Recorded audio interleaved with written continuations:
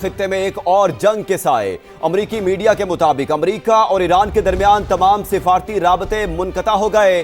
खुद सदर ट्रंप ने भी तस्दीक की कि उन्होंने ईरानी हुकाम से तमाम मुलाकातें मनसूख कर दी हैं। कुछ देर पहले मिशिगन में मीडिया से गुफ्तगू में अमरीकी सदर से सवाल हुआ कि ईरानी अवाम के लिए मदद आ रही है, इसका क्या मतलब है? सदर ट्रंप ने जवाब दिया, इसका मतलब आपको खुद ही समझना पड़ेगा। अमरीकी सदर ने इससे पहले ट्वीट में बराह रास्त ईरानी अवाम को बगावत पर भी उकसाया। सोशल मीडिया पर ईरानी अवाम को एहतजाज जारी रखने का पैगाम दिया। लिखा, ईरान के मुहिब्बे वतन लोग एहतजाज जारी रखें, अपने इदारों पर कब्जा कर लें, मुजाहिरीन के लिए मदद पहुंच रही है। सदर ट्रंप ने यह भी लिखा कि कातिलों और जालिमों के नाम भी महफूज रखना, इन्हें इसकी बहुत भारी कीमत चुकाना पड़ेगी। अमरीकी अखबार वॉल स्ट्रीट जर्नल के मुताबिक सदर ट्रंप ईरान पर पहले फजाई कार्रवाई चाहते हैं।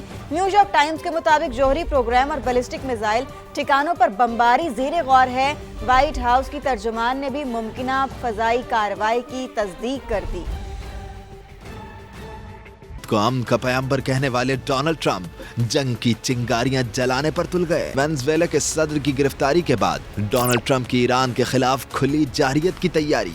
अमरीकी अखबार वॉल स्ट्रीट जर्नल के मुताबिक सदर ट्रंप ईरान पर हर सूरत हमले पर बजिद हैं। वो पहले फजाई कार्रवाई चाहते हैं, फिर मुज़ाकरात भी। न्यूयॉर्क टाइम्स का दावा है कि ईरान के जौहरी और बैलिस्टिक मिसाइल प्रोग्राम अमेरिका के अहदाफ में शामिल हैं। साइबर अटैक या दाखिली सिक्योरिटी निजाम पर हमला भी एक ऑप्शन है। व्हाइट हाउस की तर्जुमान कैरोलिन लेविट का कहना है कि सदर ट्रंप ईरान में जारी मुजाहिरों के खिलाफ ईरान पर फजाई हमले समेत मुमकिना इकदामात पर गौर कर रहे हैं। ट्रंप ने ईरान के खिलाफ मुआशी जंग का आगाज भी कर दिया है। तेहरान के साथ तिजारत करने वाले ममालिक पर 25% टैरिफ आयद करने का ऐलान कर दिया, जो फौरी नाफिज होगा। अमरीकी सदर ने मीडिया से गुफ्तगू करते हुए कहा कि ईरान की सूरत हाल की बहुत ख़राब है। ईरान में जो कत्लेआम हो रहा है वो मेरे इल्म में है। अमरीकी सदर से ईरान पर हमलों से मुतालिक सवाल हुआ। अभी इस मामले को देख रहे हैं। ईरानी हुकूमत इंसानियत का मुजाहरा करे, कत्लेआम बंद करे। ईरान की तैयारी गुज़िश्ता साल से ज्यादा है। ईरानी वजीर खारजा अब्बास अरागची का अमरीकी धमकियों पर रद्द-ए-अमल।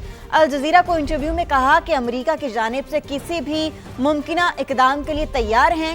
ईरानी सुप्रीम नेशनल सिक्योरिटी काउंसिल के सेक्रेटरी अली लारजानी ने कहा, ईरानी अवाम के असल कातिल ट्रंप और नेतन्याहू हैं। ईरानी वज़ीर दिफा अजीज नसीरजादा ने कहा, किसी भी खतरे से निमटने के लिए सरप्राइज तैयार हैं, जिससे जारियत करने वालों को शदीद तकलीफ होगी। दुनिया भर में अमरीकी मफादात हमलों की जद में होंगे। सहूलतकारी करने वाले मुल्क को भी माफ नहीं किया जाएगा। ईरानी army chief major general Amir Hatami ने कहा कि मुस्तकबिल के खतरात के लिए खुद को तैयार कर लिया है। आज ईरान इसराइल के साथ जंग से पहले के मुकाबले में ज्यादा मजबूत है। आलमी बरादरी की तशवीश एक तरफ, अमरीका ने कतर में नया एयर डिफेंस कोऑर्डिनेशन सेल खोल दिया। अल उदैद एयरबेस पर फजाई और मिसाइल दिफा में हम आहंगी पैदा करने के लिए नए मरकज का इफ्तिताह किया गया है। कमांडर सेंटकॉम के मुताबिक नया मरकज फजाई दिफा के हवाले से अमरीकी ताउन में अहम पेशरफ्त है। एडमिरल ब्रैड कूपर ने बताया कि कतर की इस तंसीब में इस वक्त 17 ममालिक फाल हैं। अब आपको बताएं कि ईरान अमरीका कशीदगी पर पूरी दुनिया को तशवीश। कतर ने अमरीकी जारियत को खित्ते के लिए तबाहकुन करार दे दिया। चीनी दफ्तर खारजा ने फरीकैन को अमन इस्तेहकाम के लिए इकदाम करने का मशवरा दिया। जर्मन चांसलर फ्रेडरिक ने बड़ा दावा कर दिया, कहा ईरानी हुकूमत के दिन गिने जा चुके हैं। यूरोपीय पार्लियामेंट में ईरानी सिफारतकारों के दाखिले पर भी पाबंदी लगा दी गई। अक़वाम मुत्तहिदा ने ईरानी मुजाहिरीन को सजाएं सुनाने पर तशवीश का इजहार कर दिया। फ्रांस और ऑस्ट्रेलिया ने अपने शहरियों को फौरी ईरान छोड़ने की हिदायत कर दी। अभी आपको बताएं कि ईरान की कशीदा सूरत हाल के बायस वहां फंसे पाकिस्तानी तलबा और तालिबात की वतन वापसी का सिलसिला जारी। जंजान मेडिकल यूनिवर्सिटी और अल मुस्तफ़ा यूनिवर्सिटी से एक और ग्रुप गवादर पहुंच गया, जिनमें 27 तलबा और 24 तालिबात शामिल हैं। अब तक 131 तलबा और 150 से ज्यादा ज़ायरीन अहले खाना समेत वतन वापस पहुंच चुके हैं। जंजान यूनिवर्सिटी में अब भी 40 से ज्यादा पाकिस्तानी तलबा मौजूद हैं, जिनमें अक्सरियत तालिबात की है। Embassy of Pakistan in Tehran ने with the government of Balochistan and Pakistan उनके साथ कोऑर्डिनेशन करके जितने बच्चे थे 51 स्टूडेंट्स आज हमारे पास पहुंचे हैं, जिसमें 24 बच्चियां हैं। लड़कियां और 27 बॉयज़ हैं। उन सबको इमिग्रेशन का सारा प्रोसेस कंप्लीट करके हम गवादर पहुंचा चुके हैं। इनको हमने रिहाइश भी दे दी है, इनके खाने का भी बंदोबस्त कर लिया है, कुक फूड का। जैसे ही ईरान में हालात खराब हुए तो हमारी एम्बेसी ने हमारे साथ सबसे पहले राब्ता किया। उन्होंने हमसे फॉर्म्स फिल करवाए और जल्द से जल्द ऐसा मनसूबा बनाया कि हम सेफली पाकिस्तान पहुंच जाएं। हम एम्बेसी के थ्रू पाकिस्तान बॉर्डर पे पहुंचे, यहाँ पे नाइट स्टे करने को मिला और कल इंशाल्लाह हम कराची की तरफ इन्हीं के थ्रू रवाना होंगे। दीगर खबरें शामिल करते हुए आपको बताएं कि मुल्क भर में शदीद धुंध का राज। कराची एयरपोर्ट से मुल्की और गैर मुल्की 22 परवाजें मनसूख और ताखीर का शिकार हो गई। रेलवे का शेड्यूल भी दरहम बरहम हो गया। पाकिस्तान एक्सप्रेस, कुराकरम, अलामा इकबाल एक्सप्रेस समेत मुतादिद ट्रेनें 5-5 घंटे लेट रवाना हुई। धुंध के बायस मोटरवे M3 फैजपुर से समंदरी तक बंद कर दी गई। तर्जमान मोटरवे के मुताबिक लाहौर सियालकोट मोटरवे M11 को भी बंद कर दिया गया। लाहौर इस्लामाबाद मोटरवे M2 ठोकर से कोट मोमिन तक बंद है।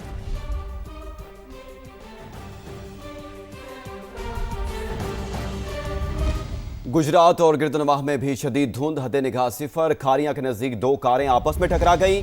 हादसे में 7 अफराद शदीद जख्मी हो गए। मजीद जानते हैं जुल्फकार हैदर से। जी जुल्फकार, बताइएगा।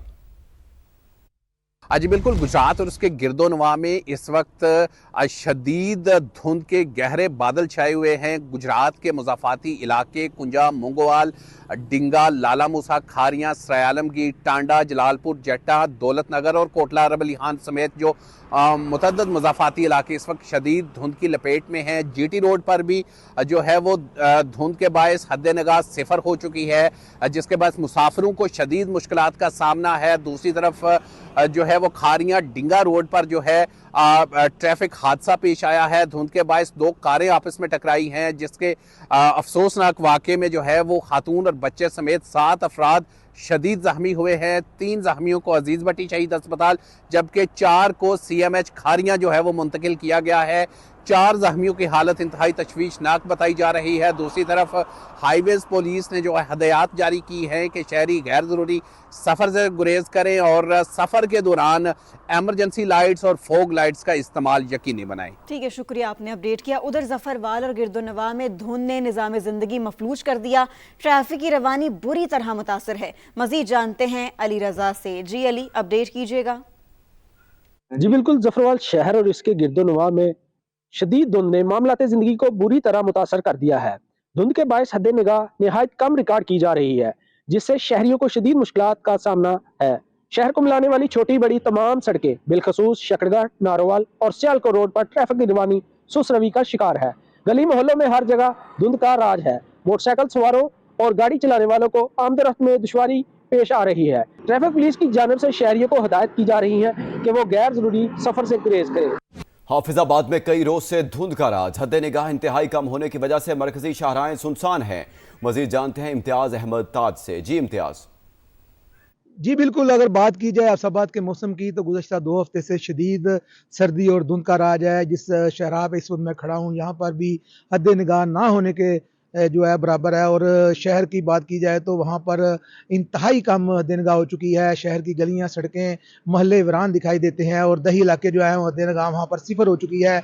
Main Sargodha road, Faisalabad road, Gujranwala road जो है वहाँ पर ट्रैफिक की रवानी शदीद मुतासर है, जिससे ड्राइवर हजरात जो हैं वो भी परेशान दिखाई देते हैं। रेस्क्यू और ज़िली इंतज़ामी की जानब से शहरियों को गैर ज़रूरी सफ़र से गुरेज करने के लिए भी कहा जा रहा है और फोग लाइट का इस्तेमाल करने के लिए भी कहा जा रहा है।